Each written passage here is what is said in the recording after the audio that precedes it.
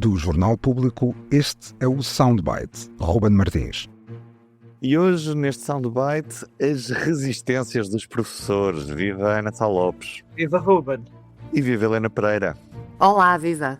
Está encontrado mais um responsável para o caos nos exames. Desta vez são os professores. Vamos ouvir o Primeiro-Ministro, Luís Montenegro. E acreditem que eu vou dizer isto não é para sacudir responsabilidades, nem é para estar a acusar ninguém. É porque é assim mesmo. E aqui e ali também com algumas resistências. Basta ver que os professores não têm todos a mesma opinião sobre, nomeadamente, este processo. A grande maioria, eu não tenho dúvida, está com o passo que nós estamos a dar. Mas há alguns que não estão. E nós temos de compreender que isso perturba o processo em si. Ana, Luís Montenegro falou nesta terça-feira à noite e, apesar de, obviamente, não atirar culpas por cima dos professores, disse que encontrava, não atirar diretamente culpas, porque de certa maneira fê-lo, mas disse que encontrava também muitas resistências por parte dos professores em relação a este processo de modernização. Mas não será o processo de modernização o culpado de tudo isto e não os professores, não é? Ou seja, isto só está a acontecer desta forma porque se mudou o sistema e mudou-se mal. Eu não consigo compreender como é que no meio deste caos Luís Montenegro ainda vem dizer que a culpa é de alguns professores. Não é da grande maioria, como ele diz, que a grande maioria está com a alteração, com a digitalização e com a mudança e com a reforma, mas que alguns não estão defendem esta reforma e isso perturba. Portanto, dá a ideia que a perturbação é feita pelos velhos do Restelo que estão ali a dizer que não apoiam a reforma. Isto é absolutamente inacreditável, porque o Primeiro-Ministro faz ali o ensaio de assumir alguma responsabilidade, o Governo assumir alguma responsabilidade no processo, admite isso, admite uma eventual responsabilidade no processo, mas tira água do capote com os professores velhos do Restelo. Oh, Ana,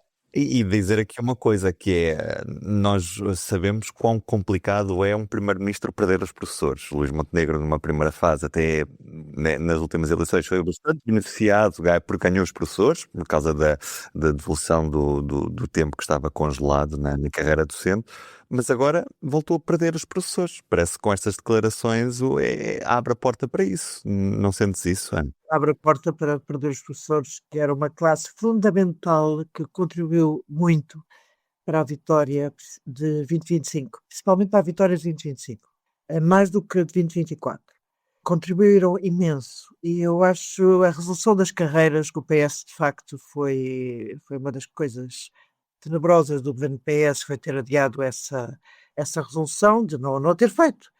E Luís Montenegro conseguiu resolver isso e conseguiu reconciliar-se com a classe de professores e vai perdê-la. Este processo todo está a perdê-la. E quando já está a perder, ainda vir a dizer pior para perder, eu acho que Montenegro parece que está com a cabeça perdida. E ele chega ao debate do Estado da Nação de cabeça perdida. Porque ele podia ter feito, o Ministro da Educação, no meio desta atrapalhada toda, teve uma boa... apesar de tudo, pediu desculpa aos professores, que foi uma coisa... Pediu desculpa aos estudantes, mas pediu desculpa aos professores. Foi uma coisa honrosa. Ele foi corrigindo o Fernando Alexandre o discurso. Foi. Mas o Fernando Alexandre prova que não é burro, que corrigiu o discurso, percebeu que havia ali um grande problema político e eu acho que Fernando Alexandre, se tudo não correr mal na sexta-feira, vamos ver, ainda pode sair deste imbróglio. Obviamente com a imagem um bocadinho machucada, mas ainda pode recuperar deste imbróglio. Agora, quando Fernando Alexandre está a fazer tentativas, e não sabemos se vão correr bem, porque há muitos problemas ainda no processo, e ele teve que adiar, deu mais um prazo para a correção dos exames, mais 12 horas, que não estava no programa, portanto, ainda nada nos garante que na sexta-feira as notas estejam na pauta. Mas pronto, Fernando Alexandre diz que há 99% dos exames corrigidos. Vamos ver o que é que está. Oh, Ana, 91% ainda são muitos exames, não é? Sim, são, sem dúvida. Sem dúvida, vamos ver o que é que isto dá. Agora, o primeiro-ministro veio até estragar as tentativas de Fernando Alexandre para recuperar este processo, a sua imagem junto dos professores, junto dos estudantes. Eu não consigo compreender, acho que Luís Montenegro está de cabeça perdida, de facto. Eu já não vou dizer que aquilo é arrogância. Isto aconteceu com António Costa. António Costa, a dada altura, tinha perdido a adesão à realidade. Só que António Costa durou 8 anos, mesmo assim. E Luís Montenegro está há muito pouco tempo no poder.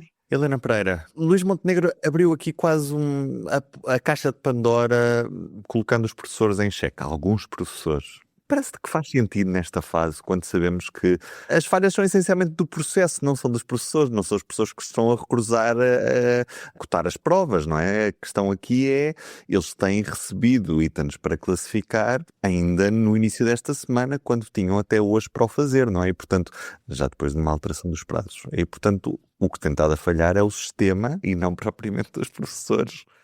Porquê isto agora? Sim, há aqui uma coisa que é, eu percebo a irritação do Luís Montenegro, do ministro, do PSD, nomeadamente, eu acho que é isso que está em causa aqui, que é o movimento da escola pública. Uhum. Estão ativamente a acompanhar todo o processo, todos os dias a fazer levantamento e a divulgar na comunicação social as falhas todas. Começaram desde ontem a dizer não pode haver fixação de notas na sexta-feira porque não vai haver condições, as coisas não estão prontas, e o Ministério sempre a repetir que vão manter a data dia 17. E, portanto, eu acho que quando a Montenegro fala, é para falar para as pessoas, nomeadamente deste movimento, e os sindicatos, que nós sabemos, a FENPROF, o alinhamento que tem, não é? Os sindicatos, a força do sindicato dos professores é conhecida, não é? E, portanto, eu acho que a irritação de Luís Montenegro é com isso e mais com este movimento da escola pública que, bem, tem estado ativo e está no seu direito, não é? De denunciar as coisas que não estão a correr bem. Agora, faz muita confusão realmente que seja o primeiro-ministro a fazer o ataque aos professores. É por isso é que há porta-vozes dos partidos. Há certas coisas que, mesmo que caem mal nos professores, podem ser ditas, mas não pelo primeiro-ministro, não é? Há outras vozes que podem pôr cá fora esse mal-estar, e o governo, o partido do governo, pode pôr cá fora esse mal-estar, se entender. Agora, fico muito surpreendida, porque parece até um erro de palmatória ser o próprio primeiro-ministro. Todas as pessoas que falam sobre isto, é o primeiro-ministro que vai comprar esta guerra desta forma com os professores, quando toda a gente percebe as falhas que estão a existir. Acho que é um desastre, do ponto de vista político, é um desastre completo, e continuo a achar que Luís Montenegro, este governo, por ter maioria relativa e não ter imensa dificuldade de fazer as tais reformas que tanto quer fazer, ou que tanto diz que quer fazer no Parlamento, porque não tem apoio, eu acho que agarrou esta bandeira da digitalização na educação, como é uma coisa administrativa que depende só do governo, e quis transformar isto numa coisa emblemática de uma grande reforma que o governo quer, e por isso é que eu acho que foi completamente temerário e ambicioso de passar de um ano para o outro. O ano passado fizeram um teste com os exames da disciplina de filosofia e correu mal. Houve imensos erros que foram detectados e que, pelos vistos, foram os mesmos que se repetiram este ano. E mesmo assim o governo quis passar de um projeto piloto que teve erros para a 100% das provas este ano. Porque eu acho que foi esse desespero de estamos bloqueados em muitas questões. Vamos então lá para a frente com uma coisa que só depende de nós e vamos fazer isto. E vai ficar para a história que fomos nós que fizemos isto na educação. E eu acho que isso é que esteve na base do extremo voluntarismo, que já se percebeu que houve aqui pouco bom senso nesta passagem. Pronto. E, portanto, acho que há aqui um desespero e daí o governo ficar em Montenegro tão irritado com a oposição que está a ter nisto. Mas quem partiu para este processo foi o governo e, portanto, já se percebeu que falhou. Que é importante sublinhar isso. A data dia 14 falhou, que era a data de que ia estar prontas todas as classificações. E agora, a dúvida é, parece-me que o governo vai querer pôr cá fora no dia 17 algumas notas, mas eu não sei se vai conseguir pôr a totalidade das notas no dia 17. A dúvida é essa. Já se percebeu que vai ser difícil e que se calhar é isso que vai acontecer. Se calhar algumas escolas vão estar em condições de fixar as notas e outras ainda não. E, portanto, vamos ver nos próximos dias. Pronto, e depois isto acontece na pior altura, que é o debate de Estado da Nação. O Luís Montenegro já vinha da grande dificuldade e do vexame que foram as negociações para a reforma laboral. E agora tem em cima disto, eu acho que são duas das áreas, o trabalho e a educação, quer dizer, são duas áreas essenciais e que as pessoas percebem, mais ou menos, não é? Que está em causa, não são coisas esotéricas. E, portanto, eu acho que isto do debate do Estado da Nação está a ser muito complicado e vamos ver amanhã que tipo de surpresa na manga é que Luís Montenegro terá para minimamente desviar as atenções desta grande embrulhada. O debate será nesta quinta-feira. A fixação das pautas está prevista para sexta-feira. Logo veremos se as coisas correm como deviam ser, ou seja, com a fixação da totalidade das pautas. Mas o que é certo é que depois, muito provavelmente, vamos ter um recorde de pedidos de reapreciação de provas, porque se perdeu completamente a confiança no sistema. Um beijinho, até amanhã. Beijinho, até amanhã. O Soundbites é um programa de Ana Sá Lopes, Helena Pereira e Ruben Martins. A música original é de Ana Marques Maia. Siga o podcast na sua aplicação preferida para não perder os novos episódios. O público fica no ouvido.